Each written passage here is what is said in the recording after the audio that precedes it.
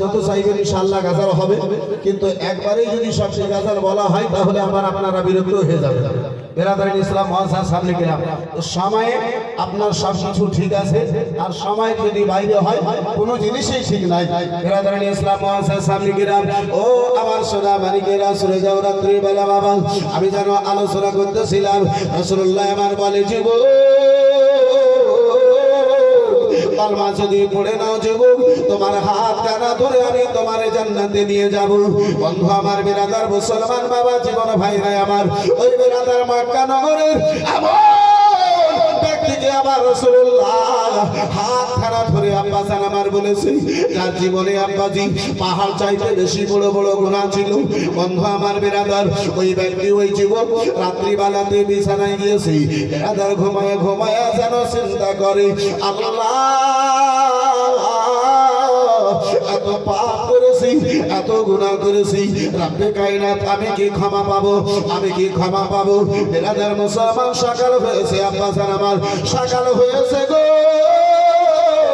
সাহাবায়ে কেরামদেরকে নিয়ে দয়াল নবী, মায়ের নবী, রহমতের ভান্ডার নবী, কামলিওয়ালা পয়গম্বর আমার নবী, ইলমে গায়বের সংবাদদাতা নবী আমার, সাহাবায়ে কেরামদেরকে নিয়ে একখানা মাহফিলে রাসূলুল্লাহ আমার বসে রয়েছে। আমার রাসূলুল্লাহ দেখেন যে যুবকখানাকে আমার রাসূলুল্লাহ হাত ধরে আব্বাজি কলমার দাওয়াতখানা দিয়েছিলেন, সেই যুবক আপনার এক পা দুই পা করতে করতে রাসূলুল্লাহর মাহফিলের দিকে আব্বাজান আমার আগে বেড়েছি। নবী তো জাহান আমার যেমনই ওই যুবক আনেওয়ালাকে দেখেছি। আব্বাজান আমার, ভাইজান আমার, বন্ধু আমার, ওই যুবকখানাকে দেখি রাসূলুল্লাহ এই চাদর মোবারক খানা কাঁধা থেকে তুললেন, শরীর থেকে দেহে মোবারক থেকে চাদরখানাকে আব্বাসী আমার সরালেন। এরাদার মুসলমান যুবকের দিকে নিক্ষেপ করে যুবকের দিকে চালায়া, যুবকের দিকে চাদরখানা চালায় আমার রাসূলুল্লাহ বলেন, ও যুবক নাও নাও, যুবকের চাদরখানা বিছায়া ওই চাদরের উপরে বসে যাও। যুবকের দুই চোখে জল চলে এসেছে, পানি চলে এসেছে। যুবক ওই চাদরখানাকে আব্বাজি নিচে কি বিছাবে? অন্তরে রাসূলুল্লাহর মহব্বত খানা জায়গা পেয়েছে, অন্তরে রাসূলুল্লাহর প্রেম জায়গা পেয়েছে। ওই যুবক চাদরখানাকে আব্বা গোটালো, চাদরখানাকে জমা করলো, নিজের বুকে লাগালো, মুখে চোখে লাগালো, মাথায় রাখলো, বলে ইয়া রাসূলুল্লাহ আলাইহিস সালাম, নবী গো আপনার এই চাদর মোবারকের জায়গায় ইয়া রাসূলুল্লাহ আবার পায়ের নিচে দাও, এই চাদর মোবারকের জায়গায় খানা আমার মাথার উপরে রয়েছে। সুবহানাল্লাহ, সুবহানাল্লাহ, আর একটু জোরে বলা যাবে সুবহানাল্লাহ। আব্বাজান আমার, ভাইজান আমার, বন্ধু আমার, যে সাধারণ কোন চাদর নয়, আজকে রাসূলুল্লাহ আমার এমন চাদর বাবা ওই সাহাবা বিরাদার মুসলমান ওই মক্কার যুবককে বসার জন্য দিয়েছে বাবা। যে যুবক, যে চাদরখানা দুনিয়ার আগুন তো দূরের কথা, যে বিরা বাবা জীবন ভাইরা আমার, যে চাদরখানাকে জাহান্নামের আগুন পর্যন্ত পোড়াতে পারে না। সুবহানাল্লাহ। তাই তো কোন আশিক বলে, এই চাদর কোন চাদর, যে চাদর নূরাম মিন নূরিল্লাহ ঝলমল করে। সুবহানাল্লাহ। আর একটু রকমে আগে বলো সুবহানাল্লাহ, और मोहब्बत से बोलो सुबहानअल्लाह।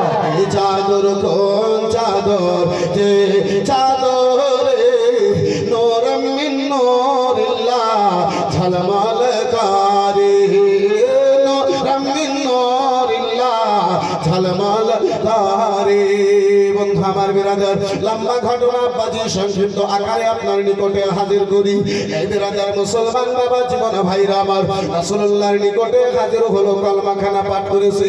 বলে ইয়া রাসূলুল্লাহ, নবী গো, ইয়া হাবিবাল্লাহ, নবী গো আমি কলমা তো পড়ে নিলাম, ইয়া রাসূলুল্লাহ আমার জীবনে পাহাড় চাইতে বড় বড় গুনাহ রয়েছে।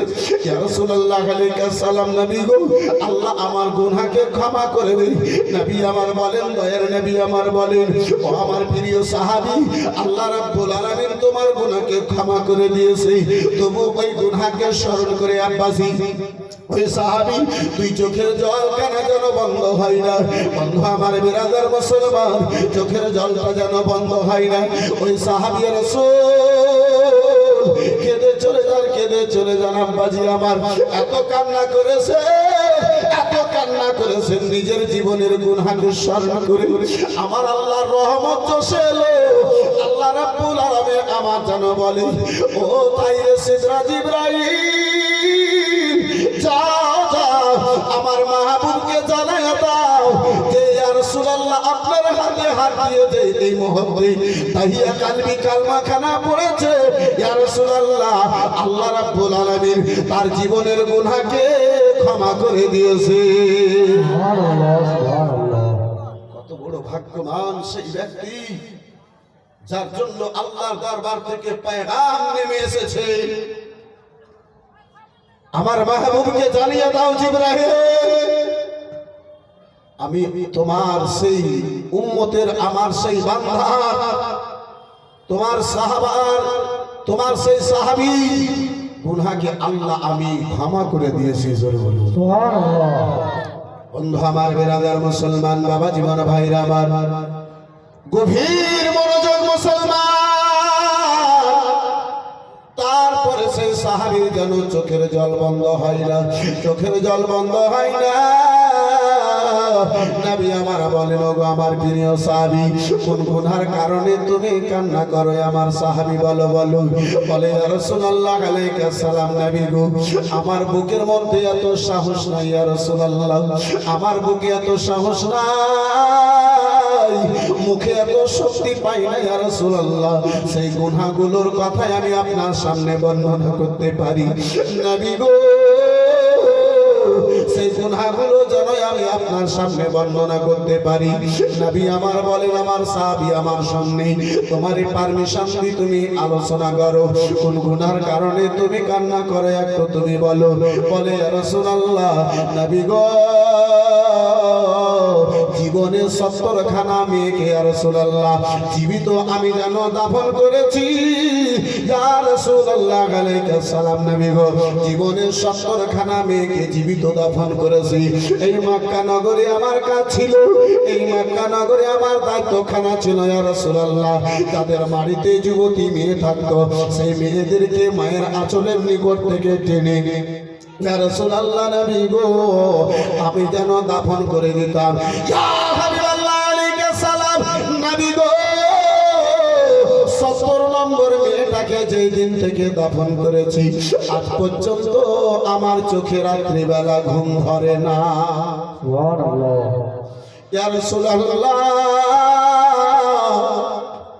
70 নম্বর মেয়েটা আমারই মেয়ে ছিল ইয়া রাসূলুল্লাহ, যারে দাফন করেছি। লম্বা ঘটনা আব্বাসে আমার সংক্ষিপ্ত একটু বলে আগে বাড়ি।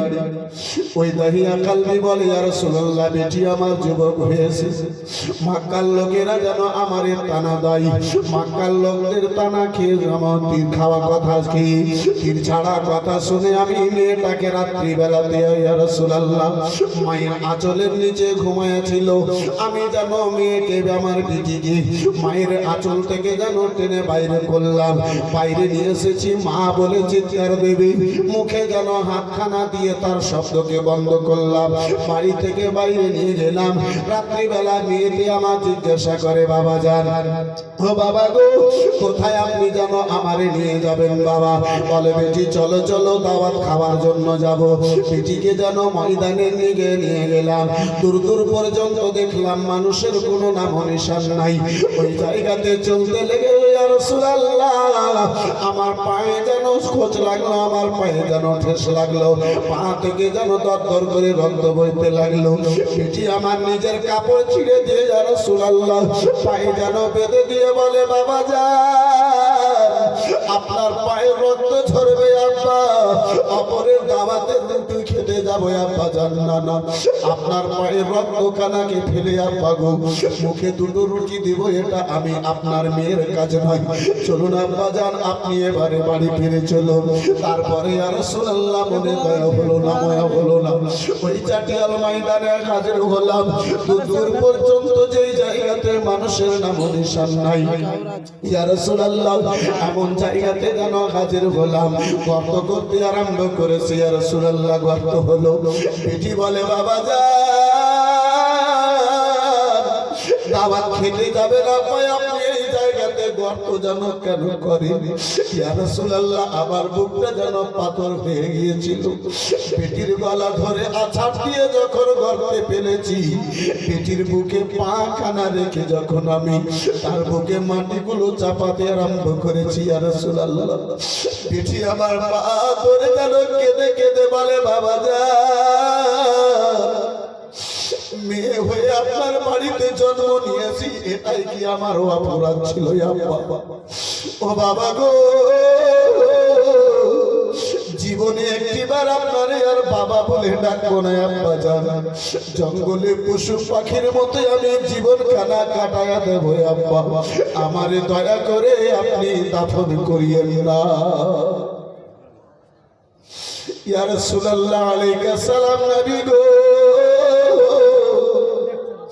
তারপরে আমার বুকের মধ্যে রহম হলো না দয়া হলো না আমি মেয়েটাকে মাটি দিতে থাকলাম গলা পর্যন্ত মাটি এসেছে ইয়া রাসূলুল্লাহ দেখি মেয়ে কানাকে যখন আমি কোনো কথা শুনলাম না দেখি মেয়ে আকাশের দিকে মুখটা তুলে মুখে যেন আস্তে আস্তে করে কি কি যেন বলে আমি পিছন থেকে যেন তার মুখের দিকে নিজের কানটা নিয়ে গেলাম ওই আমার মেয়েটা আকাশের দিকে তাকায় কেঁদে কেঁদে যেন আল্লাহর দরবারে বলেছিল হে রব্বে কায়নাত আর কতদিন আমাদেরকে জীবিত অবস্থায় মওলা দাফন করানো হবে আল্লাহ গো আমাদের হেফাজত করনেওয়ালা রাসূলুল্লাহকে দুনিয়ায় পাঠায়া দাও ইয়া রাসূলুল্লাহ আমার বিটি দাফন হওয়ার সময় আপনার দোহাই দিতেছিল ইয়া রাসূলুল্লাহ ওই মেয়েকে যখন থেকে দাফন করেছি ইয়া রাসূলুল্লাহ আজ পর্যন্ত সারা রাত ঘুমাতে পারি নাই এই বন্ধু আমার বিরাদার মুসলমান বাবা জীবন ভাইরা বাবা এই জায়গাতে একটু দাঁড়িয়ে আব্বা ওই নবী মুস্তাফা যেই নবী মুস্তাফাকে দুনিয়াতে আসার পূর্বে আব্বা ইসলাম প্রচার করার পূর্বে বেসাহারা গোনেরা সাহারা চেয়েছিলেন ওই মুস্তাফার সাহারা যেন দুনিয়া ও আখিরাতে পাওয়া যায় সেই নবীর মহব্বতে আব্বা জি আমার ভাইজান আমার বন্ধু আমার ভিজা চোখে আব্বা একটু কোনো দোয়া করব চট করে আগে বাড়বো 5000 টাকা করে টাকা সেই নবীর মহব্বতে বাজাদার মুসলমান মাত্র 5 জন কোন আল্লাহর বান্দা এই পবিত্র মাহফিলে হবে না বাজি ভিজা চোখে একটু দোয়া করব দুই হাত তুলে চট করে নিজের আলোচনাকে আগে বাড়িয়ে নিয়ে যাব 5000 টাকা নবীর মহব্বতে আব্বা জান আমার নিজের মা বাবা আত্মীয় স্বজনের মিসালে সওয়াব মনে করি একজন কেউ হাত তুলতে পারবেন বা হবে একজন কোন বন্ধুতে পারবেন একজন কোনো ভাই জানে ভিজা চোখে একটু দোয়া করব চট করে আলোচনাটাকে আগে বাড়াবো পারবেন একজন কোনো ভাই জান আমার আছে 5000 টাকা আমি আপনার নিকটে দেখতে চেয়েছি এই বন্ধু আমার মুসলমান 5000 মাশাআল্লাহ আলহামদুলিল্লাহ জাযাকাল্লাহ সুবহানাল্লাহ নাকিদোলা থেকে আঞ্জুর রহমান সাহেব 5000 টাকা মাশাআল্লাহ নারে তাকবীর যারা জোর से बोलो ना या नारे तकबीर नारे रिसालत মহিলাদের তরফ হতে 1500 টাকা মাশাআল্লাহ আলহামদুলিল্লাহ জাযাকাল্লাহ সুবহানাল্লাহ এই বিরাদার মুসলমান